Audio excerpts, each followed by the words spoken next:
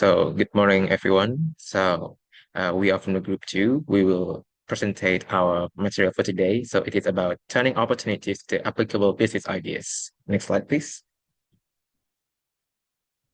So, before we are going forward, let us introduce ourselves first, starting from me. So, my name is Daniel Sanjoyo, with the last three digits of my student number is 139, with the attendance number of 17. My name is Shanata Putri Nindya with my sequence number is 14 and my last three digit number is 121. My name is Ayu Puspita Dewi with last three digits number 235 and sequence number 27. All right. So now we're moving on to the overview. So what do we actually going to discuss? So this topic focuses on turning opportunities into viable business ideas by identifying market needs, targeting consumers, and using the business model canvas, or you may as well call it as BMC, for the strategy. So discussions cover market research, trend alignment, and the idea validation through the prototyping. Next. So initially, we have to identify market and the target of the consumer of the product that would meet their needs. So next slide, please. So why is understanding the market important? So of course, if we have a business, then we have a product. That the product that we will sell to the customers. Before launching a business or offering a product, it is crucial or essential to understand who needs a product and how to meet their needs. So of course, within a business, you make a product that will meet to customers' expectation. So it is meant to answer the complaints or the problems that the customers are heading on right now. And then furthermore, without a clear understanding of the market, the strategy that you may want to make, that you want to do or execute, may be ineffective or misdirected. Next. Now, how do we have to conduct the market research? How do you guess or figure out what do people desire? Next. So we can do the primary research, or you can as well call it as direct data collection. So just like the keyword that I have put on under the title. So it means gathering information directly through the potential customers. So we can do this surveys, interviews, observations, and focus group discussions. So we first of all we use the surveys. So as we have learned before in accounting research methods last Wednesday, we do a surveys as in an open-ended question. So we create Google form and distribute it on social media to ask our potential customers about their shopping habits, preferences, or sustainable clothing they want to, for example. And so the example is like this. You have discovered that 70% of the respondents prefer eco-friendly materials. Let's just say you want to go to the grocery store, but you want to use plastic bags that is biodegradable. So, but on the other hand, you also found that only 40% of them are willing to contribute themselves, more like devote themselves to your program, to your idea, and to pay extra. And then the second one is the interview. So interview, just like the name, so it is engaging in direct discussions to gain the insights. So it's like you have a one-on-one conversations with 10 potential customers. So from the interviews, you are out to gather some value as in comfort and durability for your products as an insights. And you also figure out what do people struggle to find in terms of, for example, the products they're actually looking for. And then the third one is our observation. So it is analyzing the customer's behavior while shopping, both online and offline. So you can actually conduct this by going to the fashion retail stores, to the grocery stores, and you somehow not like stalking, but observing, just like the name. So you figure out what do people actually want? What do actually attract them to buy something? So you monitor the social media trends and the direct observation that you're doing to go somewhere and then you get information. And then the last one is the focus group discussions. So this is one is a little bit special. So we get a small groups of potential customers or experts to discuss about their opinions. So let's take an example. You are going to some place within a closed and confined place with eight different people, and then there are some professionals or enthusiasts. They express concerns about high prices and limited options about eco-friendly products, and then they talk about affordability and variety, and then you need to find and then you guys are finding solutions in that discussions.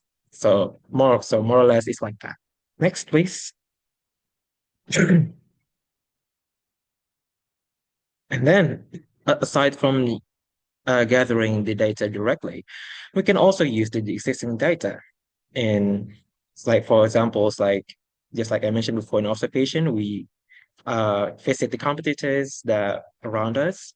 We doing a research in trends as in a Google Trends and then statistical data. If you also familiar with Badan Pusat Statistik, you can also find some information there. So as we can see here before, so we have 3 points here. So the first one is competitor analysis. So studying competitors' strats, or it is a short term for strategies and strengths. And then the second one is industry trends. So it is keeping up with market developments through industry reports or Google Trends. Well, actually, we can also, so we agencies, of course, so we don't really have to go to industry reports or Google Trends. So we can also go and get some information through TikTok. Yeah, if someone just got with the content and then it's like, well, this one seems so good, well, why don't I just buy it? And that's called trend. And so people just buy it in some kind of bandwagon effect, and there goes the trend. You go and buy it. And then and the third one is the statistical data. So we utilize the reports from these official institutions. So just like I mentioned before, it is a BPS, but then Pusat Statistik, and it's a government institutional. And you can, on the other hand, you can also use the business publications about um, what products do they actually, what products do they sell the most? Yeah, you can use a trend and you can follow up with their way. Next, please.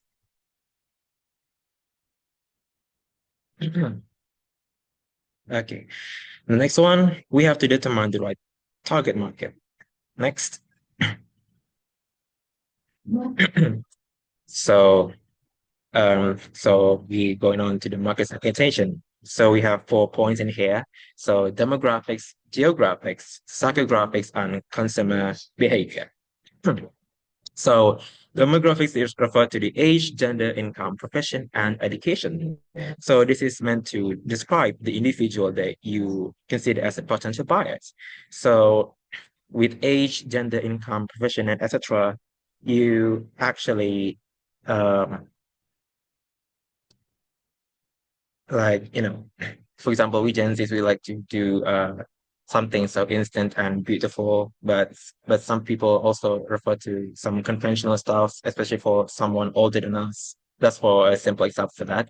And then for geographics, we are in Bali, so we both live in urban and rural areas. So if you're in a city, you most likely to, for example, if you were looking for fashion, then you would just like go on with something conventional. But in rural areas, you might find something more humid or dry. You might go on with something more simpler. And the third one is psychographics. We use the lifestyles, values, and shopping behaviors. This is more likely to the behaviors of the customers itself.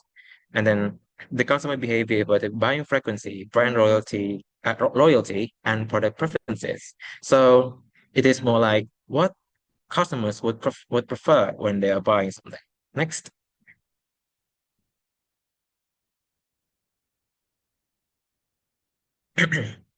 Okay, so now I have the personal example for you guys. So let me introduce herself. So her name is Maya. So she is 24 years old, and she is the owner of one of a grocery store. And it is just an illustration. Okay, so she is in Denpasar, an urban area with strict plastic regulations, as you know, if you're going to Indomaret, you will not get a plastic bag to carry your stuffs, your groceries. And then she also described as a person who supports sustainable business practice. And she also likes to be eco-friendly and likes to make a decision that is also good for the earth. And then the shopping behavior, she prefers to buy biodegradable products. So she likes to buy something without the guilt that it would harm the environment. But the problem is, she struggles to find durable, cost-effective, eco-friendly plastic bags, for example, that meet local environmental regulations. You know, so it's like this. So if a customer just don't bring their tote bags or like eco-friendly bag, like tote bag that you always bring when you go in shopping, yeah, some people just don't bring it, or maybe they forgot.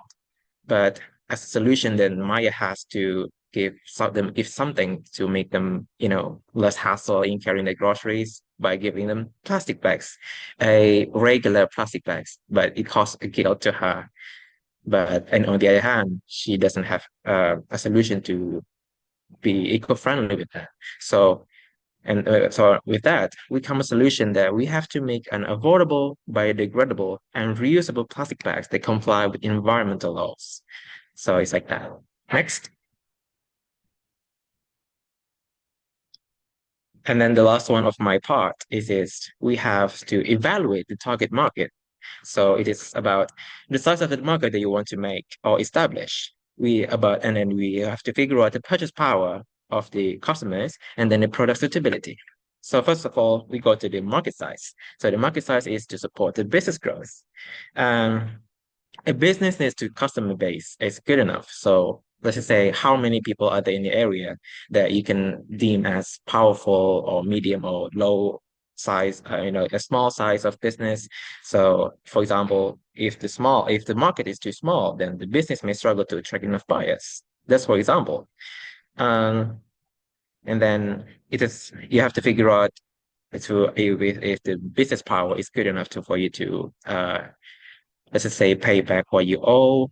Like, if you rent something, is it good enough for you to make a business there? Then and that is how we figure out if we want to make a business about the size first. And then the second one is purchase power. So customers should afford the product. So that's the thing. This is actually a tricky one. We have to know if the products can actually afford the product. So, sorry. So of course, you may also know about UMR, so upah minimum regional. So for example, Bali is just an example. So Bali has 3 million UMR, but you are selling a product that costs 5 million. So it would take like 2 months for a person to buy your product. But that's not just unrealistic, but that's how it is.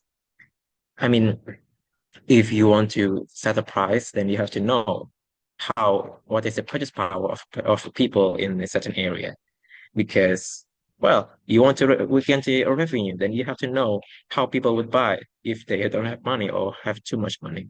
Well, that's a decision. And then the third one is product suitability. So the product must address real customer needs. So it's like, just like I have mentioned before in a personal example. Um, so Maya wants to have a biodegradable plastic, then that's the answer. You have to provide the answer for Maya. But the thing is, you have to make a value from it. Because if the customers don't see a value in it, they won't buy it. Or maybe they won't even contribute to it because of the last 2 points that we have discussed just don't seem to be achieved. So that's all for me. So next, please. Okay, so moving on. So it is about turning opportunities into applicable business ideas. So indeed, time is yours. Okay, thank you, Danielle. So now I want to talk about turning opportunities into applicable business ideas. So why should we turn opportunities into applicable business ideas? Okay, turning opportunities into applicable business ideas is an important step in creating economic opportunity, innovation, and growth. Although many people preserve opportunities all around them, very few are able to transform them into profitable, socially beneficial businesses. So here are some reasons why should we turn opportunities into applicable business ideas. First is capitalize on opportunities before they are taken. Second, creating added value and innovation. Third, supports economic growth and employment. Fourth, solve existing problems in society. And five, increase competitiveness and business sustainability. And how to turn opportunities into applicable business ideas. I have two steps here. First one is using business model canvas or BMC, and second is market validation. The first one, business model canvas or BMC, is menyusun model bisnis, and second, market validation atau validasi pasar bertujuan untuk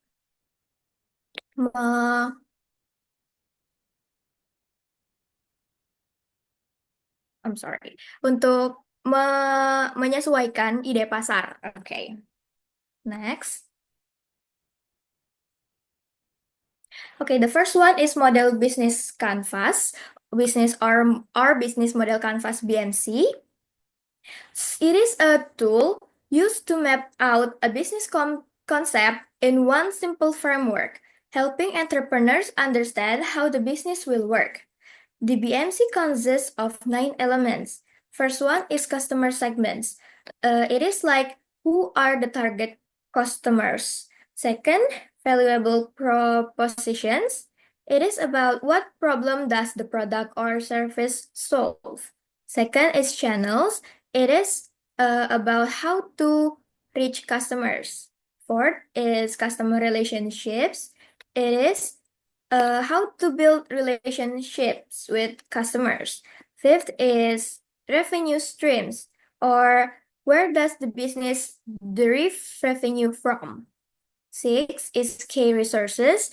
It is about what are the key resources required. Seven is key activities.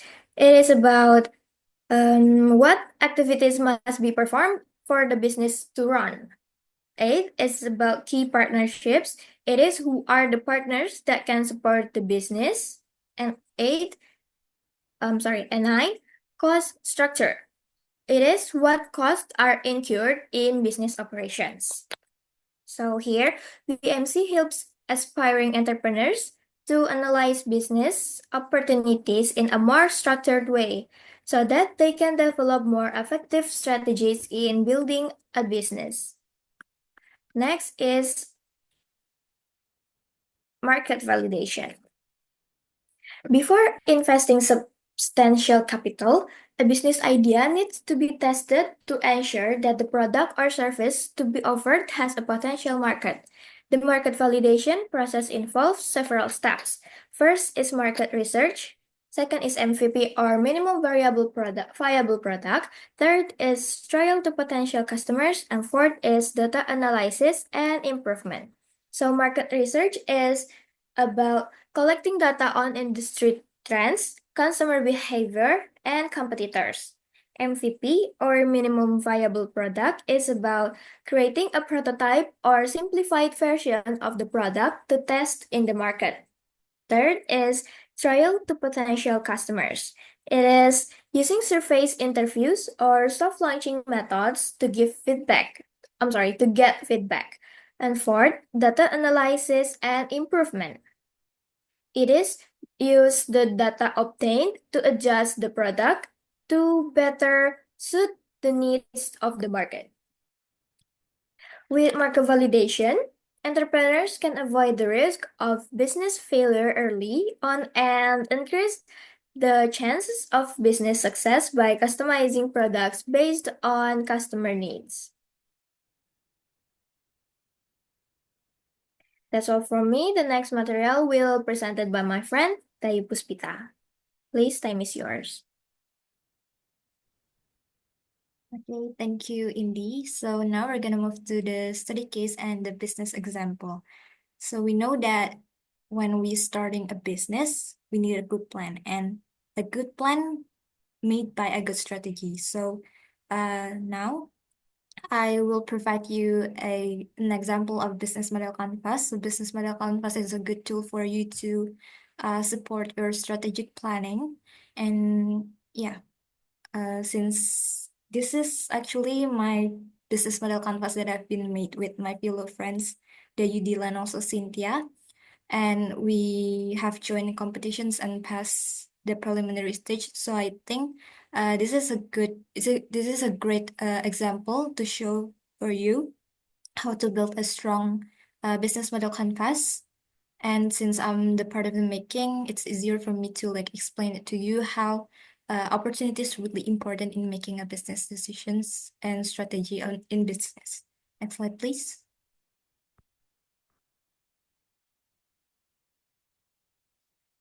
Okay, so here is the short example, the short explanations of the business idea. So before we making a BMC, we must first understand and compiling our business idea. So which means we have to know where's the idea come from, what the problem itself, and also its potential. So I will start by explaining the business backgrounds and then break it down into key parts. So in here, we create a business called Algatic. This is a biodegradable plastic products. So Algatic came from algae in plastic. So how we came up with this business idea. So actually, it's pretty funny story. So I think it's about last year. Yeah, so I went trip with my fellow friends. One of them was Cynthia. So we are going on a trip in South Bali in a beach in Nusa Dua. So while exploring the beach, we noticed a large amount of algae, greenery along the shoreline. So since we were very curious, we play with it and we were amazed because it was our first time seeing it up close. And when we touch it, we realized that um, it has quite similar texture with plastic. So from that, we decided to like maybe we can make plastic from it. So that's how we came up first.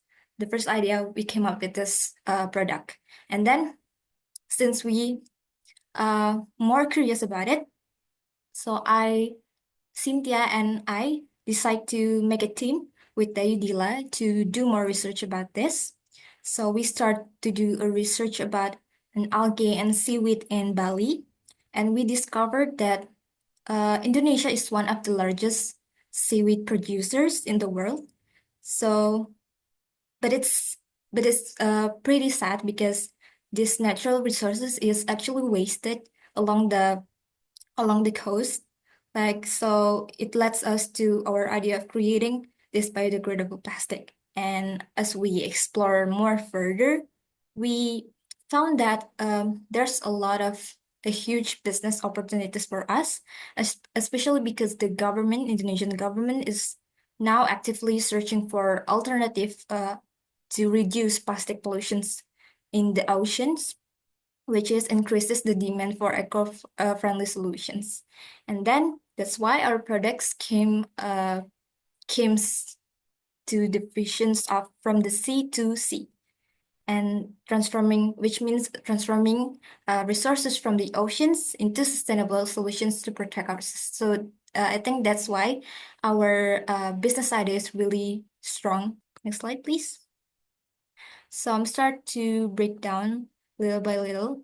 So when so before we making the BMC, first we have to know what is the problem, what is the problem, what is the urgency, where is the opportunity, and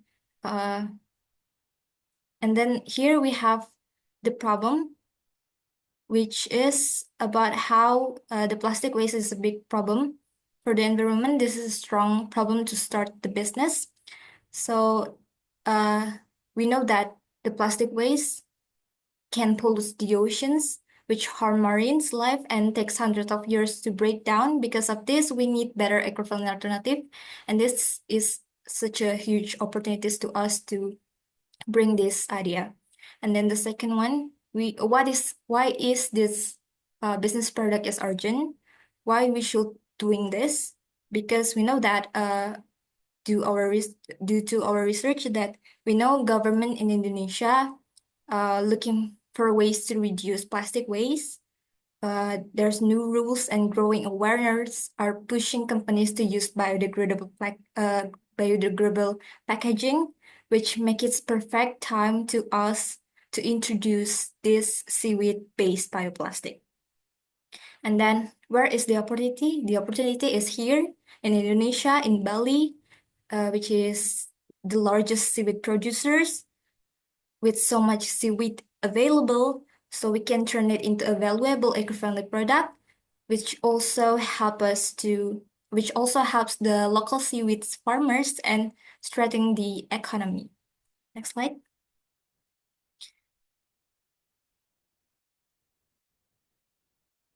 And then from that, we also do some research, like who needs the solutions, which is a plus point for our businesses. So who needs the solutions? Of course, many businesses needs this, from the food, F&B, hospitality, or even FMCG industry really needs eco-friendly packaging. And since they want to reduce plastic waste and meet sustainability goals, which creates a big market for seaweed-based bioplastic. And what makes our product different from the others?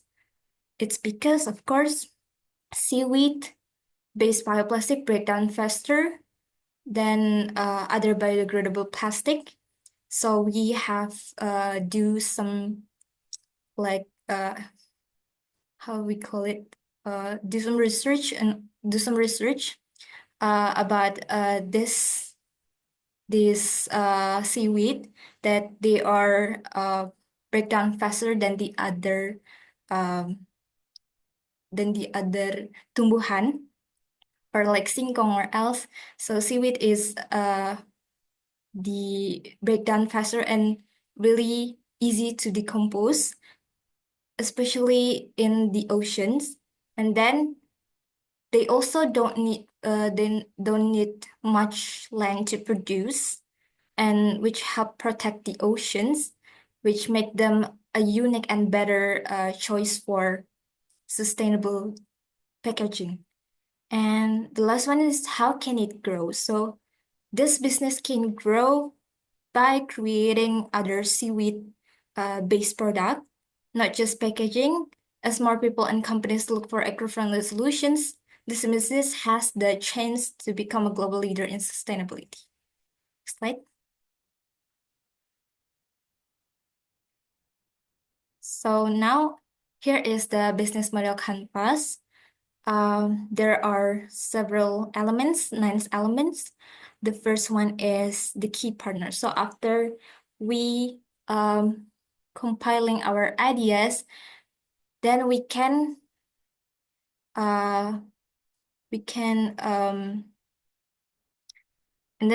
move to the business model canvas itself.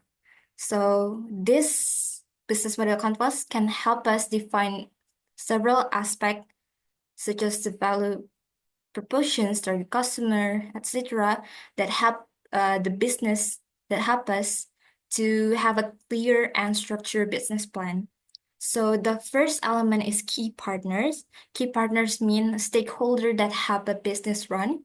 So in this business idea, the key partners is collaborates with seaweed farmers as a raw material suppliers, and the researcher who for product development, distributions for marketing, and investor who provide funding to support business sustainability. And then the second one, we have key activities. So it is the main task or operations a business must carry out to deliver its value. So the key activities in here is to to do some research and development of bioplastic, productions and packaging, marketing to raise awareness, and distribution to reach a wider market. Because it is the plus point for our business idea. And then the third one is key resources. So key resources mean the essential assets that a business needs to function. In here, the essential resources needed are like bioplastic product technology, seaweed raw materials, a team of experts in bioplastic and industrial scale productions facilities. And then the fourth one is value propositions, which is the unique benefits or solutions of a product or service offers. So this product offers biodegradable plastic, eco-friendly plastic that reduce microplastic pollutions, support the economy of seaweed farmers, and help business transitions to more sustainable packaging. And then the fifth one, we have customer relationship. So this is the business strategy used to interact with the customer. In here, in this business idea, the customer engagement is maintained through promotions, social media campaigns, collaborations with influencer, and membership program that offer a benefits to loyal customer. And then the sixth one is channels. Channels means the way a business delivers its product to customer. So the product is distributed through various channels, such as retail, wholesale business sales, and also e-commerce. And then the seventh one, we have customer segment, which is group of people or business that a company's targets. So the target market include environmentally conscious company, the food and beverage industry, and then the hospitality sector and FMCG companies looking to switch to sustainable packaging. The eighth one is cost structure. It's about breakdown of all costs required to run the business. So in here, the cost structure is the main costs include production, research, development, marketing, distributions, operations, and investment in sustainable productions technology. And the last one is the revenue streams, which is a way business earns money. So in here, the revenue comes from bioplastic product sales and potential grants or support from the government and organizations focused on sustainability. Next slide, please. So yeah, that's the end of my material. For the rest, I give it to the moderator. Thank you. Okay. Okay. So thank you, Dave Swita, for your excellent explanation. So it was actually a great idea for you to make a biodegradable product made out of algae and seaweed. So it is great for you to support the businesses that want to shift themselves to to be sustainable and eco-friendly. And actually, I've heard some explanations, and I guess it's quite intriguing that you actually want to move yourself into this part. Okay, so that's all. I can say it is quite excellent. So okay, moving on. So there's always an opportunity. So just like the Puspita, there's always an opportunity. Sometimes a simple curiosity can be an idea for a business. So there's also a question. So do you want to be an entrepreneur? And that is the question that you will have to answer yourself. Next. Okay, so we have come to the conclusion for this presentation. So turning opportunities into a successful business requires more than just a good idea. It needs like strong market research, clear target consumers, and strategic validation. By aligning business ideas with market demand, testing their feasibility, and structuring them through a solid business model, entrepreneurs can increase their chances of success. The key is to stay adaptable, innovative, and responsive to customer needs, ensuring that the business idea is not only applicable but also sustainable in the long run. Next.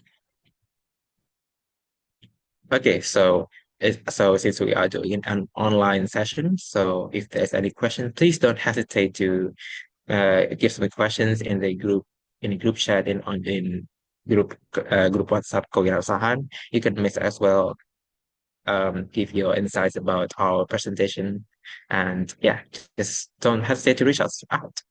So next, please.